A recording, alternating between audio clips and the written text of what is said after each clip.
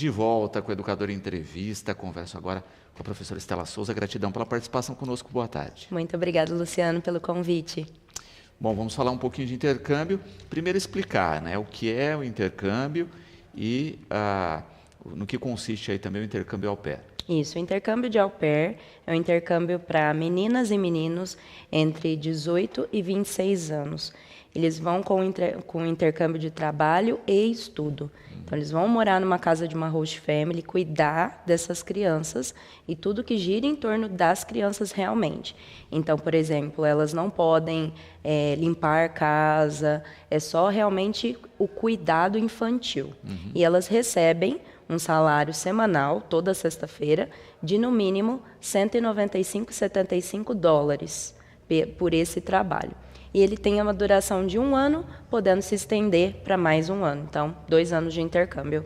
Perfeito. E nesse sentido, né, é lógico que o estudo é da língua, sim, não é? Sim. E dentro disso também se inclui aí, não é, a hospedagem e alimentação. Isso, a passagem aérea está inclusa no valor do intercâmbio, que hoje está em torno de R$5.000, R$6.000 para esse ano todo. Também é interessante aí, né, quando a gente pensa que muitas pessoas, né, já fizeram e falam das experiências, né, e de como também ajuda nessa questão em especial, né, porque estão lá interagindo com crianças, na ação inclusive do aprendizado da língua. Com certeza, o desenvolvimento, principalmente com as crianças menores, que a gente sabe que elas querem contar tudo, explicar, mostrar o que fizeram na escola, por exemplo. Então, tudo isso é au pair, ou bro au pair, que são os meninos, tem essa experiência. E não tem como não melhorar o inglês com essa comunicação com as crianças. A gente sempre fala que se você vai trabalhar com bebês, é um pouquinho mais lento o nosso desenvolvimento. Porém, crianças de 3, 4, 5 anos, elas falam bastante e isso faz com que o nosso inglês ganhe uma fluência muito mais rápida. Principalmente a cultura ali também, vivenciar a cultura americana 24 horas por dia. Funcionamento prático, não é? É o que a Laura pergunta.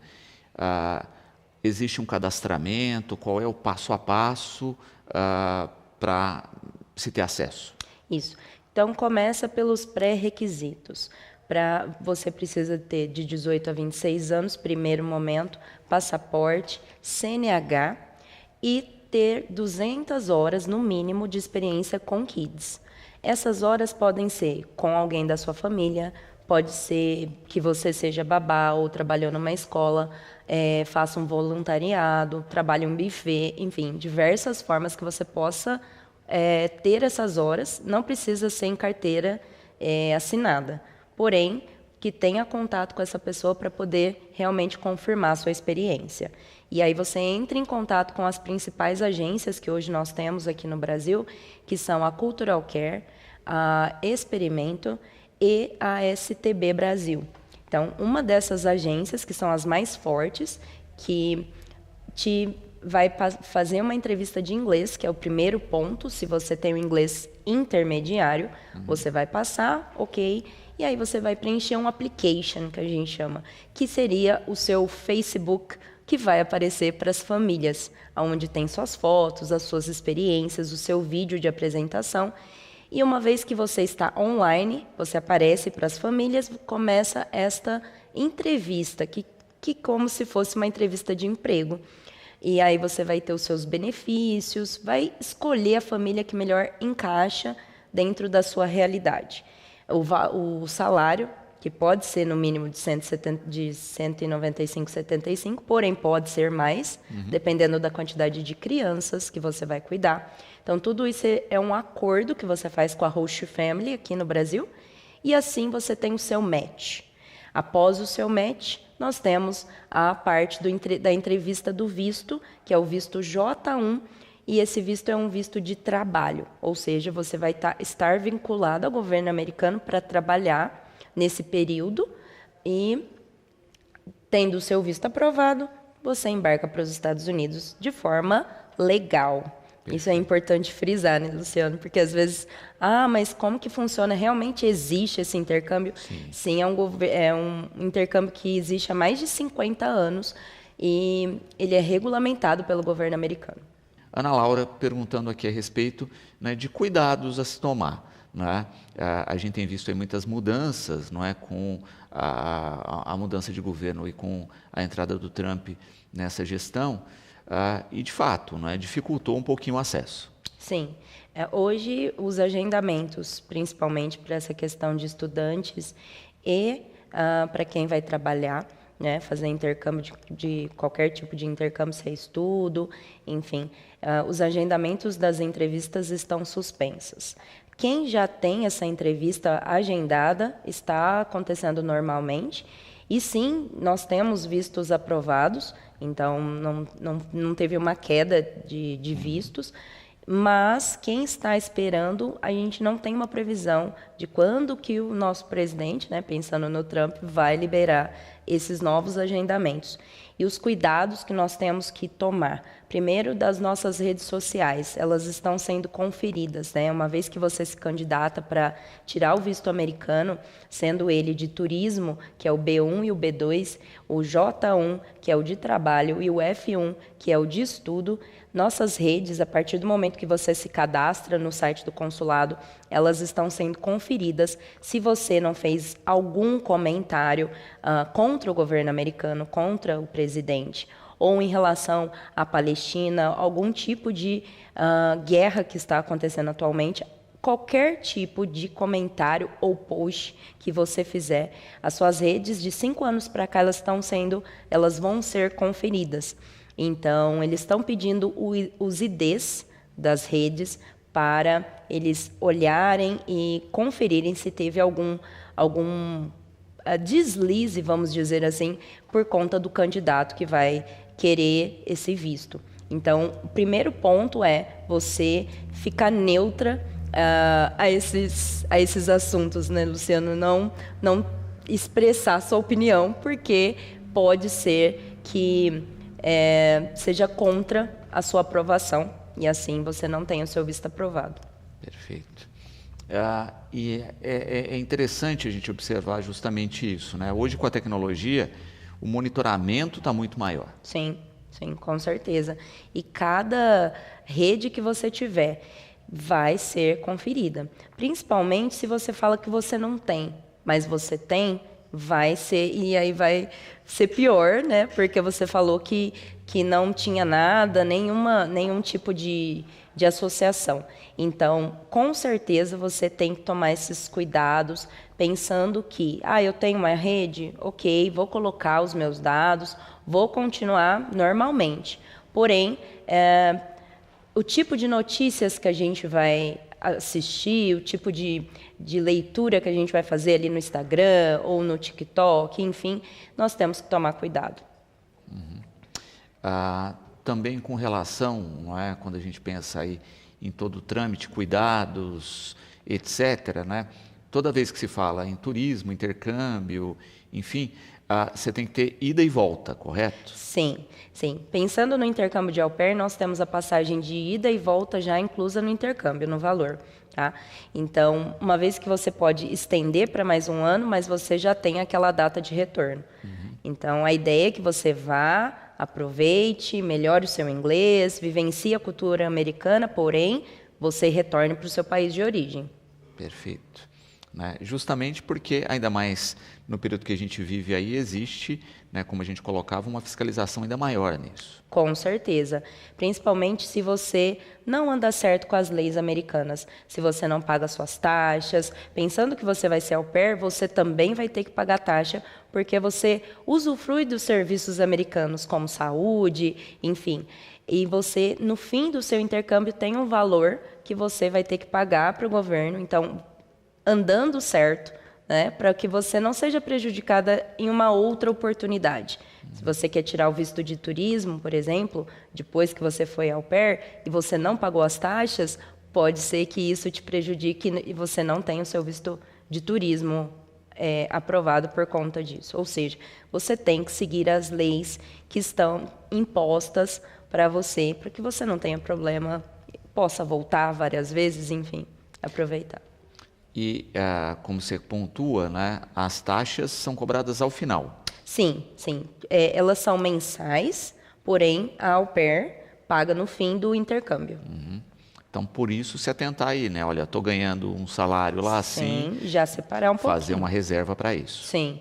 Gira em torno de $350 no fim de todo o intercâmbio.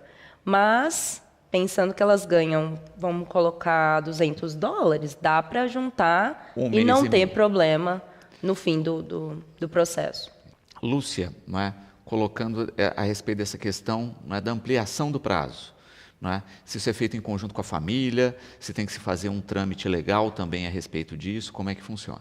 Pensando na extensão do intercâmbio, né? Quando você termina o seu primeiro ano, 3 meses antes de você terminar, você já recebe toda a documentação dessa extensão. Se você decide expandir, estender para outra família, aí você vai escolher outra família ou permanecer com essa primeira família, dependendo dos objetivos, porque tem au pair que quer ficar um ano em um estado, tem au pair que quer mudar no segundo ano, enfim.